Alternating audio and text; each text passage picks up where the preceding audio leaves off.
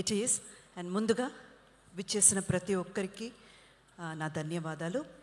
And ఇందాక మన producer గారు గూడూరు నారాయణ రెడ్డి గారి గురించి చెప్పినప్పుడు సొమ్ము దమ్ము అన్నారు. వాటితో పాటు ఇలాంటి మూవీ తీయాలంటే గట్టి సంకల్పం కావాలి. ఎందుకంటే అండి, ఏ ఒక్క విషయమైనా మనం ప్రారంభించినప్పుడు చాలా ఎనర్జెటిక్గా ఎంతూసియాసంతో ప్రారంభిస్తాం. కానీ వెళ్ళే కొద్దీ అంటే అది తీసుకునేటువంటి కాలక్రయం కానివ్వండి, లేకపోతే ఇంకా కొన్ని అడ్డంకులు పడతాయి. అండ్ ముఖ్యంగా డబ్బుల విషయానికి వచ్చినప్పుడు ఫినాన్షియల్గా చాలా మనం అనుకున్నది ఒక్కటైతే జరిగేది ఎక్కడికో వెళ్ళిపోతాయి. ఈ మూవీ కూడా అదే అయింది. 16 కోట్లు ఏదో అనుకున్నారు సార్, ఇప్పటికీ 51 కోట్లు వచ్చి నిలబడింది.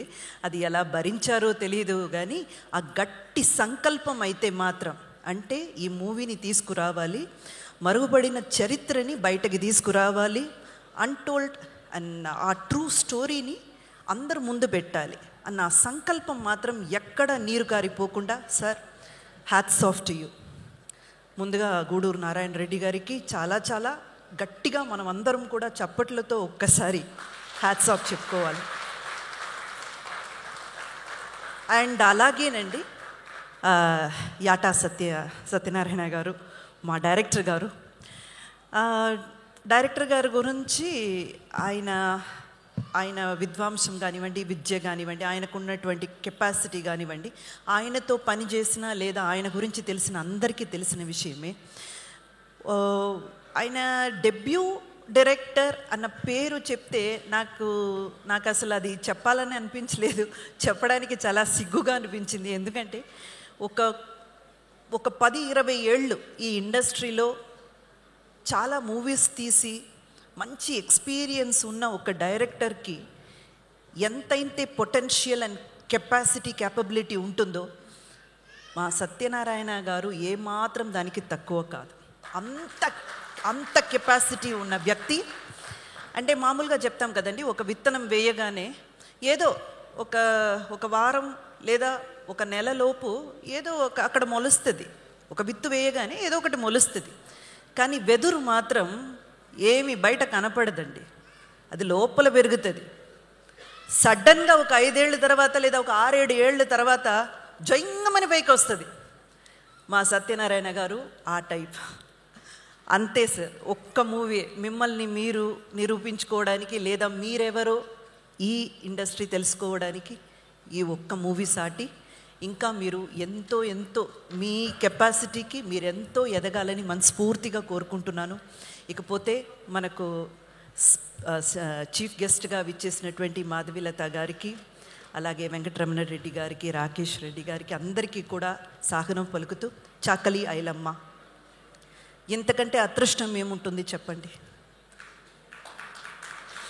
ఆవిడ ఇక్కడ తెలంగాణ గడ్డ మీద కొన్ని ప్రాంతాల్లో కొన్ని ఇళ్ళల్లో పూజ చేస్తారు, ఆవిడ్ని పూజిస్తారు.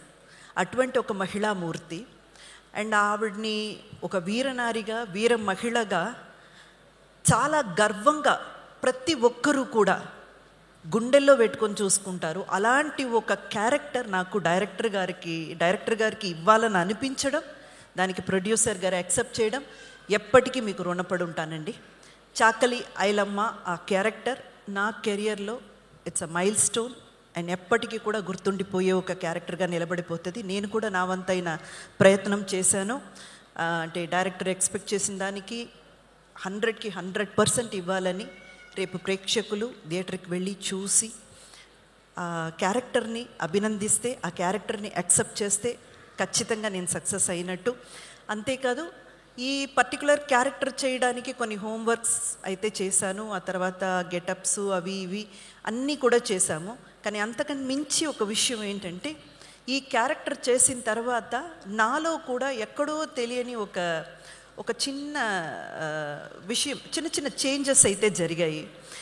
సాధారణంగా మనం ఏవైనా ఎక్కడైనా తప్పు చూస్తే లేదా ఎవరో ఏదో తప్పు చేస్తుంటే చెప్దామా వద్దా, ఎందుకులే అనవసరంగా గొడవలు అవుతాయేమో, మనం చెప్పి ఎందుకు చెడ్డ పేరు తెచ్చుకోవడం, వద్దులే అని మనలో మనమే ఆలోచించుకుంటాం ఎక్కువగా. కానీ ఈ క్యారెక్టర్ చేసిన తర్వాత నాలో ఒక చిన్న మార్పు ఏంటంటే, తప్పు అని అనిపించింది కదా, చేసేవాడే ధైర్యంగా చేస్తున్నాడు, అడిగేదానికి నీకెందుకు సిగ్గు, అడిగే అనంత ధైర్యం నాలో వచ్చింది. మేబీ ఈ క్యారెక్టర్ వల్ల అయ్యి ఉండొచ్చు ఆ ప్రభావం.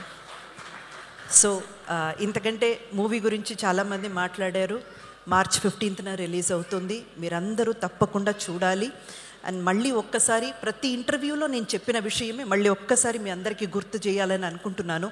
ఇది యాంటీ ముస్లిం మూవీ కాదండి, ముందు అది అందరూ తెలుసుకోవాలి. ఇది యాంటీ ముస్లిం మూవీ కాదు, ఇస్లాత్కి ఆపోజిట్ అయిన మూవీ అస్సలు కానే కాదు. ఎందుకంటే మా డైరెక్టర్ గారు కూడా చాలా నిజాయితీపరుడండి. ఆయన అసలు మూవీ తీసినప్పుడు ఎక్కడ కూడా ఆ నిజాన్ని దాచలేదు. ప్రతి ఇంటర్వ్యూలో ఆయన కూడా చెప్పుకుంటూనే వచ్చారు. 7 నవాబులు మన తెలంగాణ గడ్డ చూసుంటట్టయితే 6th నవాబు మెహబూబ్ అలీ ఖాన్ గారు ఆ ప్రాంతీయ జనాలకి, అంటే మన తెలంగాణ జనాలకి దేవుడి లెక్క. ఆ విషయం కూడా ఆయన చెప్పారు. ఆ తర్వాత వచ్చిన మీర్ ఉస్మాన్ అలీ ఖాన్ ఆయన వచ్చినప్పుడే అన్నీ మారిపోయాయి.